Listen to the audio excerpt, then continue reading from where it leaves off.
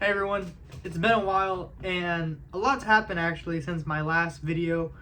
One, I got my wisdom teeth removed, so that's why I look, hopefully that's why I look a little bigger.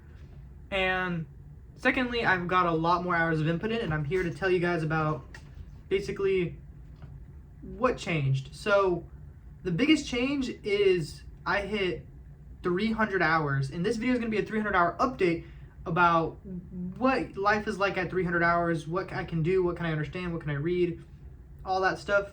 Right now, I'm probably at like maybe close to 500 hours. So I'm a little late on the 300-hour video, but I took some notes here, and I'm going to be expressing all that you can do with 300 hours of input. So firstly, the first major thing once you cross 300 hours of input that you can do is start understanding stuff outside of Dreaming Spanish. So, for instance, there's YouTube videos, so many YouTube videos in Spanish that you can now watch and enjoy. At 300 hours, you cross that barrier to where you're able to watch. Maybe you have to slow it down a bit I remember I slowed some things down to 0.75 on YouTube, but you can watch stuff for native speakers, stuff that's catered to you and that you like. Maybe you like drawing, maybe you like video games, stuff that Dreaming Spanish kind of covers a broad sense of things, like, super broad. But if you like a specific niche, maybe they have a couple, gaming videos, a couple book videos. But if you really want that content, so much of it is on YouTube, and you can start enjoying that stuff.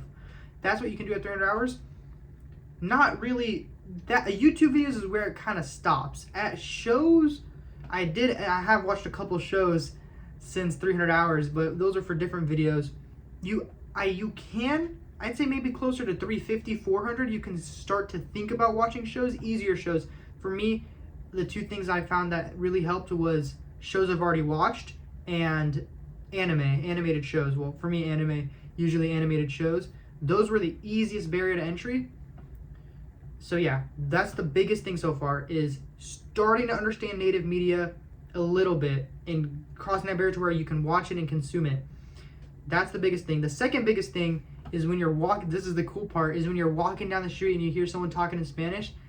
Oftentimes at 300 hours, you can understand what they're saying and really have a good idea of what the topics are about. So that's another cool thing, that once you cross 300 hours, you can start understanding people. I remember I was walking, I was going to my, hanging out with my friends, going to this track meet, and I was hearing the people on the phone talking in Spanish, parents talking to their kids or whatever, and I knew what they were saying. I was like, man, before I would be so lost, and now with this I can do this.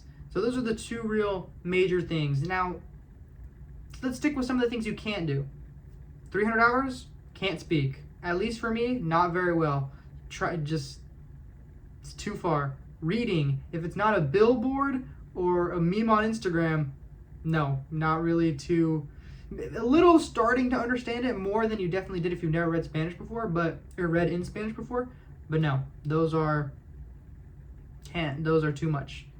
And yeah, speaking and reading, more or less off the table, but understanding is where you really, I feel like more so than any, from 0 to 50, from 50 to 150, from 150 to 300 is the biggest jump. You can, so much. So yeah, those are the just real major things at 300 hours, is understanding native media and being able to hear people when they speak in Spanish around you, really understanding them to a certain degree. Obviously not perfectly, but picking up some stuff and the gist of what they're saying is very cool. Now, as for how I go studying, ever since I found out I can watch native media, it's really easy to go into I don't need Dreaming Spanish anymore. But in my opinion, I think that at this level, Dreaming Spanish becomes a supplement. It could still be the main source of your learning, and if it's still the main source of your learning up till 600, 1,000 hours from what I've seen so far, all the power to you. It's perfect. But eventually, I was hitting 2.5, sometimes 3 hours a day of Dreaming Spanish. It gets to you of that content that you're not really super, super invested in. It's good content, so high quality made. But when it's not like something you'd usually watch, that's when it gets, sorry, my little light here. That's when it gets, to be a little drag. So what I do is, as of right now, not really so much when I hit 300 hours, but maybe 350, 400, half of your content, I get 2 hours a day. It could be different from you, but in my opinion, the best way, half of your content in YouTube videos, shows, half in Dreaming Spanish, that's perfect. I think that's what I've been doing, and that's what's been working for me. So going forward, I'm about I told you I'm approaching 500 now, but that's what I've been doing since 300. And I did watch my first show. That's going to be my next video, is the first show I've watched in Spanish. So yeah, those are just basically some updates at 300 hours, what you'll start. It's the biggest jump so far.